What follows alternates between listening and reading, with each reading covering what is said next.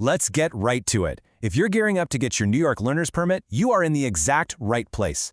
Today, we're walking through the absolute ultimate step-by-step roadmap to securing your permit without all those usual DMV headaches. Whether you're a complete novice who hasn't even glanced at a driver's manual yet, or maybe you're a parent trying to help your teenager navigate the whole process, this explainer is going to give you everything you need to know. But first, a quick question to test your instincts. Do you know the #1 trap that consistently fails eager new New York drivers on their written permit test? It's this highly specific road sign rule that catches people completely off guard. You could theoretically ace almost the entire exam, yet still walk out without your permit because of this one little detail. Stick with me, because in just a few minutes, I'm going to reveal exactly what that trap is and how you can easily avoid it.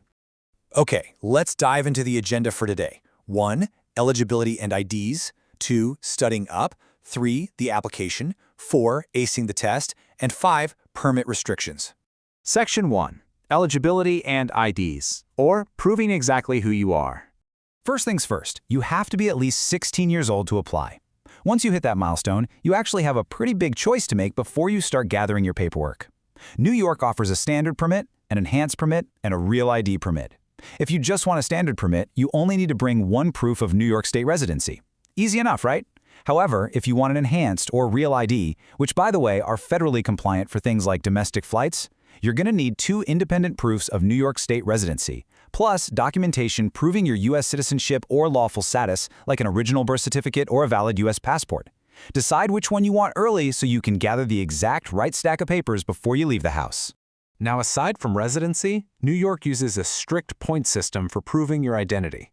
You need to hit exactly 6 points. It's kind of like a puzzle, and it brilliantly shows how you can mix and match documents to hit your target. For instance, if you already have a New York State non-driver ID card, well, that's worth 6 points right there. Boom, you're done. But if you don't, you might combine a U.S. passport or a valid foreign passport, which carry high point values, with some other documents. For teenagers under 21, a hugely popular option is the MV-45 form. That's a statement of identity by a parent or guardian, and that form alone is worth 4 points. Listen carefully here, because so many people mess this up. The crucial point is, if you were using that MV-45 form, do not, and I mean absolutely do not, sign it at home. That is a massive red flag. The form clearly states it must be signed in the physical presence of a DMV representative. If a parent signs it at the kitchen table and hands it to their kid, the DMV will literally reject it and you'll be sent packing. Bring the unsigned form and your parent with you to the office. All right, Section 2, Studying Up and Mastering the Manual. The DMV has actually made their study materials incredibly accessible these days. You don't need to hunt down a physical dog-eared booklet anymore. By scanning this QR code or just visiting the DMV website directly, you can pull up the entire driver's manual right on your smartphone or tablet. It covers the whole shebang: rules of the road, safe driving techniques, and the laws about alcohol and drug use. Even better, they offer free online practice quizzes. So my actionable tip for you: take those practice tests over and over again until you are consistently scoring 100%. Section 3. The Application and Navigating the DMV. To make your actual DMV visit smooth, you really need to treat this like a strict checklist. Step 1. Bring your completed, but remember, unsigned where applicable, MV-44 application form, along with all those identity and residency proofs we just talked about. Step 2. If you're 16 or 17 or using that MV-45 form, you absolutely must bring your parent or guardian with you. No exceptions. Step 3. Be prepared to pay the permit fee. Now, because fees can and do change based on your age, the permit type, and your location, the best evergreen advice I can give you is to check the fee chart on the official NYDMV website the night before your visit. That way you know exactly what to expect at the register. And hey, if you or a family member are worried about a language barrier, don't be. The written test is highly accessible. It's offered in 20 different languages, including Spanish, Bengali, Russian, Arabic, Chinese, and tons more. You can also choose to take it on a touchscreen computer at the testing station or just ask for a traditional paper version. The state genuinely wants you to understand the rules clearly in whatever language you're most comfortable with. Section 4. Acing the Test and the Magic Number. When you sit down at the testing station, you only need to keep one magic number in your head: 14. The written test consists of 20 multiple-choice questions. To pass, you need to answer at least 14 of those questions correctly, which gives you a 70% passing grade. But wait, remember that hook from the very beginning of our explainer?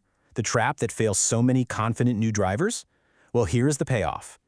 Out of those 20 questions, exactly 4 of them will be specifically about road signs. You absolutely must get at least 2 of those 4 road sign questions correct. Just imagine acing 16 out of 20 questions, that's a solid 80%, but you happen to miss 3 of the road sign questions. You will fail the test. It happens all the time. This isn't a rumor, it is straight from the source material. The New York State Driver's Manual explicitly states, to pass the written test, you must correctly answer 2 of the 4 questions about road signs. So when you're studying on the couch, do not gloss over the shapes, colors, and symbols of those road signs. Memorize them. They are literally the gatekeeper to your permit. Section 5. Permit Restrictions. You passed, but now what? Okay, so congratulations, you passed. The DMV will hand you a temporary paper permit right then and there, and your physical card will arrive in the mail in about 2 weeks. But first and foremost, you can never, ever drive alone. You must be accompanied by a supervising driver. This person has to be at least 21 years old, they must hold a valid license for the exact type of vehicle you're driving, and they have to sit right next to you in the front passenger seat. Also, a quick heads up, if you live in Long Island or New York City, the rules are even stricter. Down there, your supervising driver must specifically be your parent, your guardian, or a certified driving instructor. Now, these strict rules also extend to where you can physically drive. There are absolute no-go zones for permitted drivers in New York. You cannot drive on any street within a park in New York City. You can't drive on any bridge or tunnel under the jurisdiction of the Triborough Bridge and Tunnel Authority. You cannot drive in any DMV road test area. And up in Westchester County, you are strictly forbidden from driving on the Cross County, Hutchinson River, Sawmill River, or Taconic State Parkways. Just stay off these roads entirely until you have your full unrestricted license.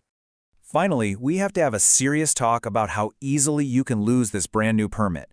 New York enforces a very strict zero-tolerance law. If you're under 21 and you're caught driving after consuming any alcohol whatsoever, your permit will be suspended for 6 months and you are going to face heavy civil penalties. Furthermore, if you are caught illegally purchasing alcohol using a fraudulent or altered ID, even if you aren't driving at the time, your driver's license or your privilege to even apply for one will be suspended. The state takes these rules incredibly seriously, so play it safe. To wrap things up, I want to leave you with a really important disclaimer. The fees, the exact required documents, and specific traffic laws can and do change over time. This explainer gives you the fundamental framework, but you should always, always verify the most current requirements directly on the official New York DMV website before you head out the door.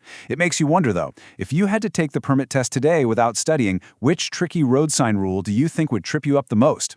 Good luck studying, stay safe out there on those roads, and we'll see you in the next explainer.